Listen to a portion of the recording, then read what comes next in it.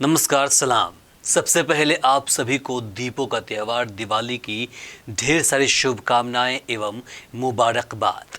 ईश्वर अल्लाह आप सभी के जीवन से अंधकार, ईर्ष्या, नफरत दूर करके उजाला, प्रेम और उन्नति से जगमगा दे। आज कई दिनों बाद यानी 12 दिनों बाद मैं कैमरे को फेस कर रहा हूँ। आज भी कैमरे के सामने आने का दिल नहीं कर रहा था, लेकिन दिवाली जो खुशियों का त्यौहार है, इस दिन भी आपके सामने नहीं आते तो ये बड़ा नाइंसाफ़ी होता।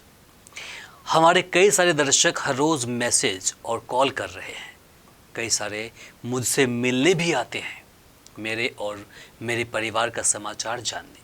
इसलिए आज आपके सामने आना भी लाजमी है। जैसे कि आप जानते हैं कि मेरे परिवार में एक बड़ा हादसा हो गया।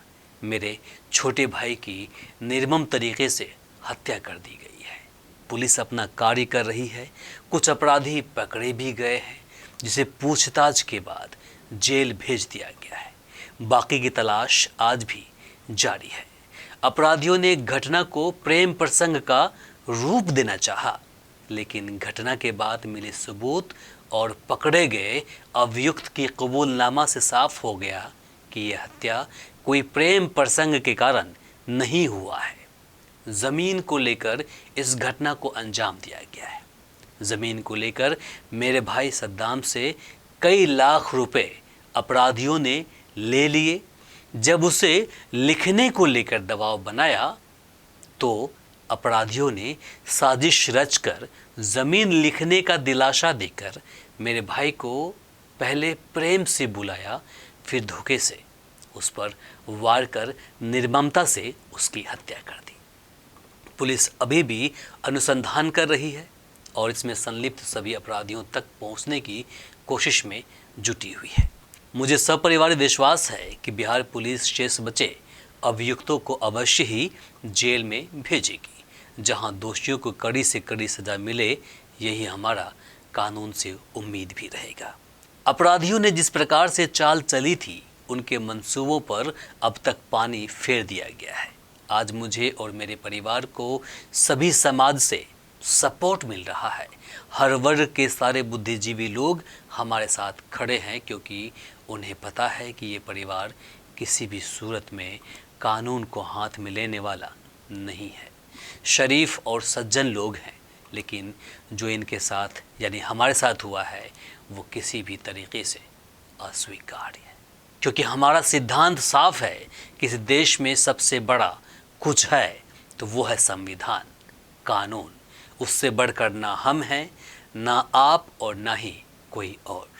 मैं या मेरा परिवार हमेशा से कानून का पालन करते आ रहे हैं, और यही कारण है कि पिछले कई पीढ़ियों से मेरे परिवार पर किसी प्रकार का कोई केस तो छोड़िए, कोई आवेदन तक नहीं पड़ा है। आज हमारे साथ अगर किसी ने नाइंसाफ़ी की है तो मुझे अपने देश के संविधान, कानून व्यवस्था पर पूर्ण विश्वास है कि हमें इंसाफ ज़रूर मिलेगा। किसी भी सूरत में हम लोगों ने पहले ना तो कानून को अपने हाथ में लिया है और ना ही कभी लेंगे। अपने पत्रकारिता के दम पर मैंने कई माँओं का आंसू पोंछा है, कई टूटे पिता का दर्द बांटा है, कई बिलखती पत्नियों, भाई बहनों को इंसाफ की दहलीज तक पहुंचाया है। लेकिन आज मुझे दुख के साथ कहना पड़ रहा है कि बेलगाम अपराधियों ने कानून के साथ ऐसे खिलवाड़ करना शुरू कर दिया है कि मानो जैसे उसके हाथ में जीवन लेने का लाइसेंस किसी ने सौंप दिए हो।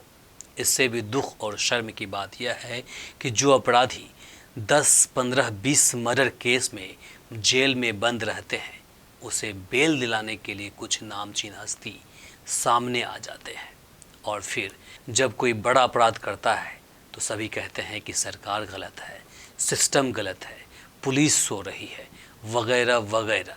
आखिर में बस इतना ही कहूँगा कि किसी भी सूरत में गलत को बढ़ावा ना दें, क्योंकि जो बच्चा कल तक पेंसिल चुराया करता था, देखते ही देखते कब आपकी चैन, सुकून, जीवन तक चुरा लेगा कोई नहीं जानता। इसलिए ना ही कभी गलत करें और ना ही किसी प्रकार की गलती को या फिर गलत को बढ़ावा दें, क्योंकि ज़िंदगी बहुत छोटी है। आज मेरा भाई मरा है, कल मैं भी मरूंगा, परसों आप भी मरेंगे, जो इस दुनिया में आया है सभी मरेंगे, लेकिन ऐसा कार्य करके मरें कि ईश्वर अल्लाह से आप आंखें मिला सकें, उससे बात कर सकें, उसके सवालों का जवाब दे सकें। क्योंकि किसी तरह की हत्या किसी भी धार्मिक ग्रंथ में सही नहीं है। नमस्कार, शब बखैर।